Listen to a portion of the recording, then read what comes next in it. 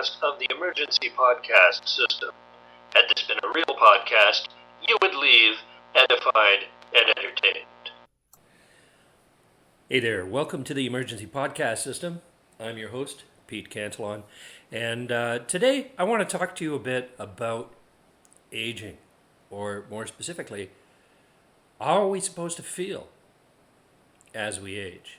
I mean, the obvious is we're supposed to feel sicker, more sore, and closer to death. You know, that's the morbid perspective, maybe the realistic perspective. But what I really mean is, how are we supposed to think? How are we supposed to feel emotionally? Now, I have to confess, I think I suffer from Peter Pan syndrome. Right? This idea that I act younger than I should, that I am trapped in some way, some kind of arrested development in a younger version of myself. Certainly not physically, but mentally, maybe emotionally. Now, I raise this because as time goes on and a person ages, and physically they age, there's a kind of increasing, I'm not sure what the right phrase is for it, dichotomy between their physical aging and their mental and emotional aging. There's dissonance for someone like me. And maybe there's dissonance for pretty much everybody. And some of us have learned to keep that contained. You know, I don't know if aging really is partly about learning what is appropriate as you get older to express and what you need to contain and control and develop and mature. But inside, right now I'm 54. But I don't feel emotionally different than when I was 4. Someone will say, of course you do, you just don't realize it. You have grown and matured emotionally, just as you have physically. And you can't change your understanding of your current point of view because it's the only thing you've got.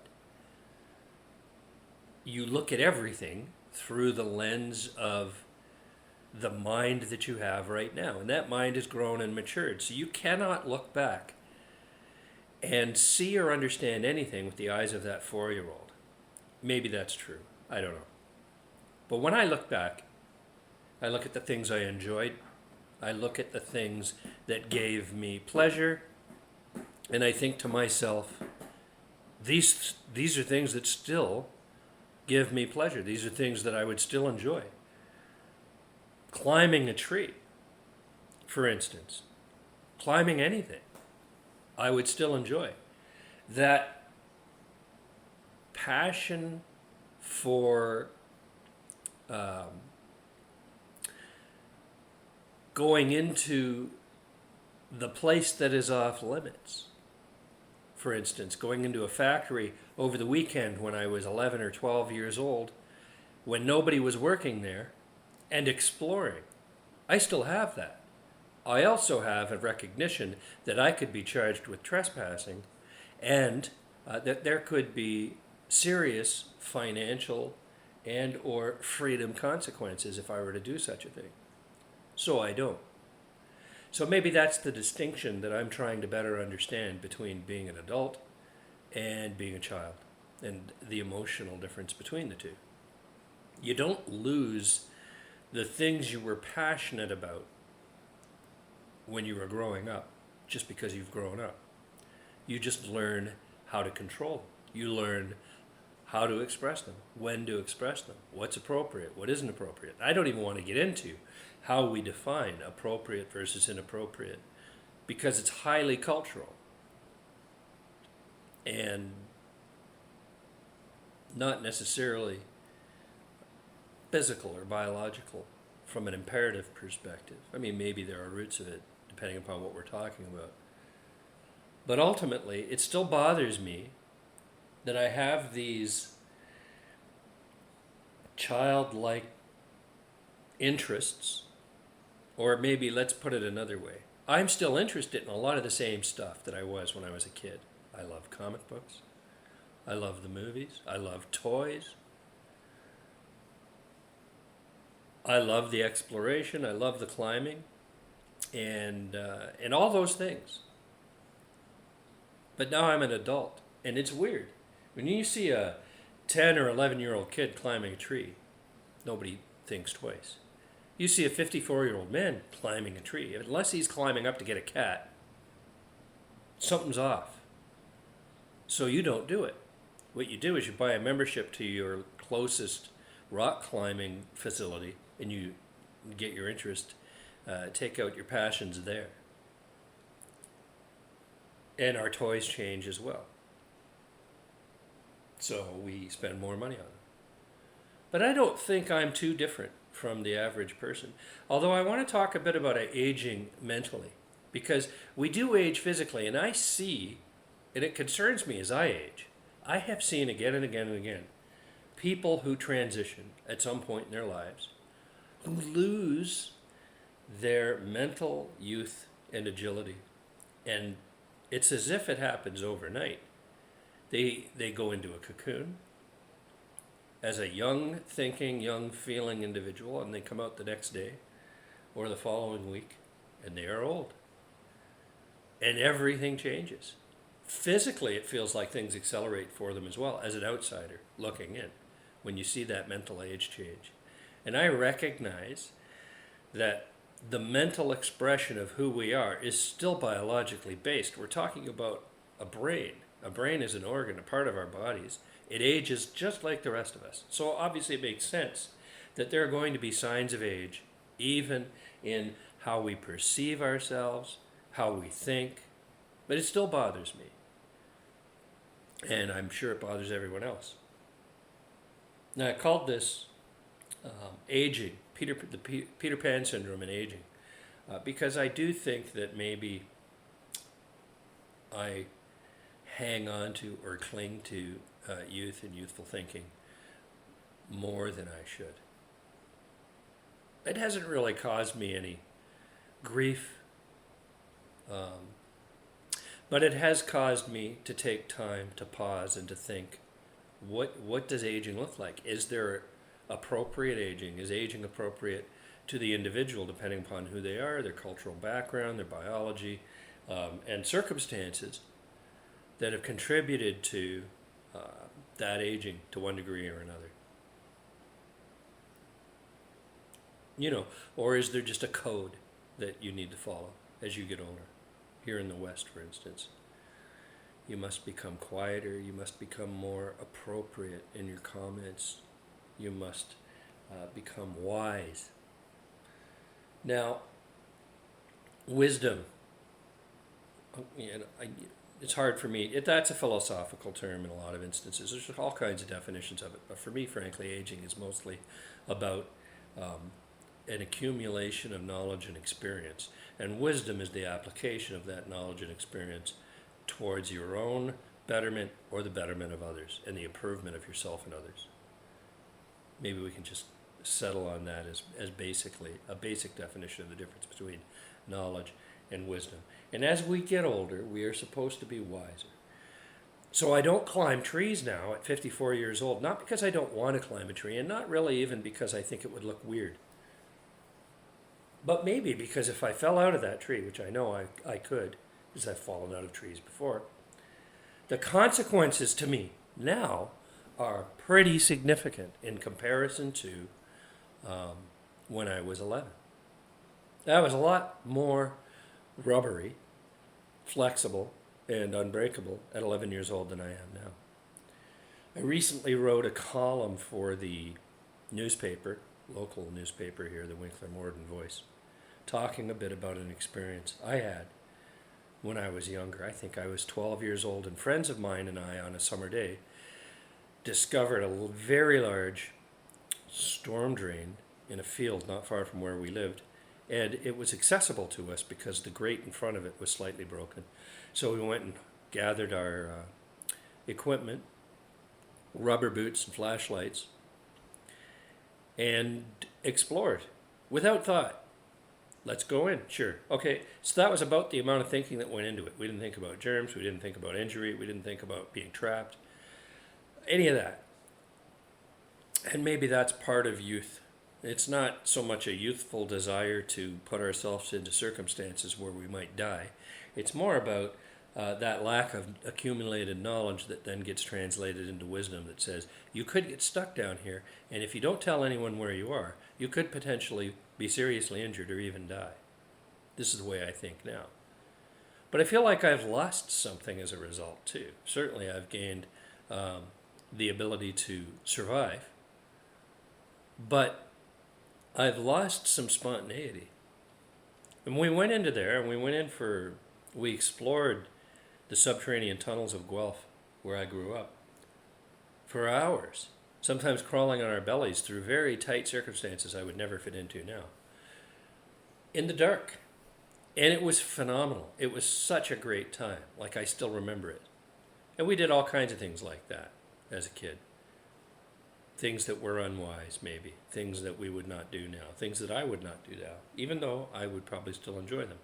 Making mud balls and throwing them through the windows of the automotive plant next door to us where we lived.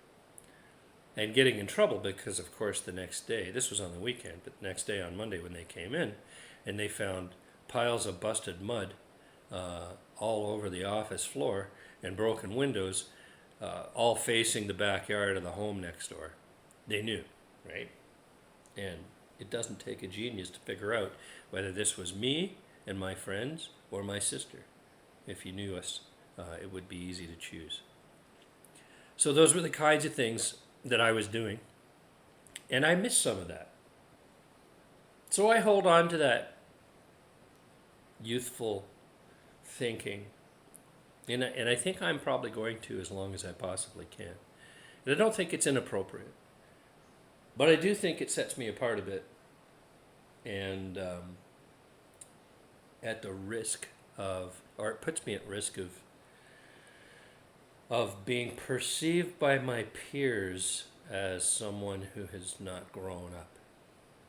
I'm okay with that, because ultimately life's experience is our own. I have to live with me a whole lot more than I have to live with my peers whose judgment lands on me. But I do have to recognize that I have loved ones. I have kids, my wife, family members, who all have to deal with the consequences of my actions secondhand, in terms of rumor and innuendo and discussion of that guy who seems to be increasingly odd. I think at the end of the day, what frustrates me the most is there is this general feeling that culturally you're supposed to act your age. When you're a kid, you act like a kid. When you're a teenager, you act like a teenager. And even gender-wise, you're supposed to act like a teenage boy, you're supposed to act like a teenage girl, you're supposed to act like a child who's a girl or a boy. And I understand where these come from, but they also feel inappropriate in a lot of ways. They also feel like pathways that constrain us and remove creativity and stop us from being who we might have been. That's the area that I think bothers me the most about aging and cultural expectations of others on us, and our own expectations that have been embedded in us, on ourselves, when it comes to aging. I mourn what could be and what is not as a result of some of these expectations. I want to be who I am without judgment. I want to be who I am without expectation. And we can't to a large degree. And it'd be interesting to better understand. I'm sure there are many sociological studies, maybe anthropological, that dig into these kinds of behaviors. And why are there cultural expectations on certain age groups? You know, Why were there expectations in certain cultures that at a certain age you would just wander off and die because you became a burden on the culture you were a part of? To me, that seems wildly inappropriate, especially when I know as I age, I'm not losing the mindset I had when I was 10. I'm just gaining knowledge and employing it in periodically wise ways. But it bothers me that there is this expectation on me as I get older simply because my cells don't regenerate at the rate they used to, simply because my skin is losing some of its elasticity, simply because my bones are not as strong as they used to be, simply because my hair is turning gray and falling out. There are new expectations on how I should behave, and my behavior is an extension of my thinking and my consciousness. And those things aren't changing. So it's frustrating to me, and probably for many others, that there is this expectation that we would be different, that we would stop doing certain things, that we would stop thinking certain things, that we would stop acting and being certain ways simply because of a biological process that has nothing to do, for the most part, with our consciousness, with our identity, with who we are. And as I get older, I become more and more aware of that. And for some people, I think everybody responds to these kinds of challenges in different ways. For me, I push hard back. I push strongly against the idea that I need to put on the uniform of an old man.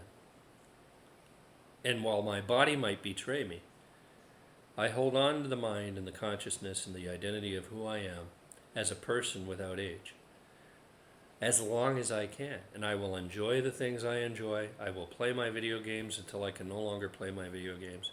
And I will do, think, and act the way I do, think, and act for as long as I can, because that's who I am. And I think anybody should be able to do that without judgment. When I was younger, I didn't think about these things, and that's part of the issue. As a younger person, I looked at old people as a different species. So when they attempted to act like me, there was that dissonance that rose up and made me feel uncomfortable. And I think that's cultural. And it encourages the elderly to change their behaviors. And when you change your behavior, eventually your ways of thinking follow. And I think aging increases or accelerates as a result of that. So I don't care who you are, if you're young and you're listening to this, try not to look at the older folks around you as a different species. See them as who you are. They're your peers. They have gone through the same things you've gone through. They've been beautiful like you. They've been youthful like you, and they still are inside. They've just put on a different uniform.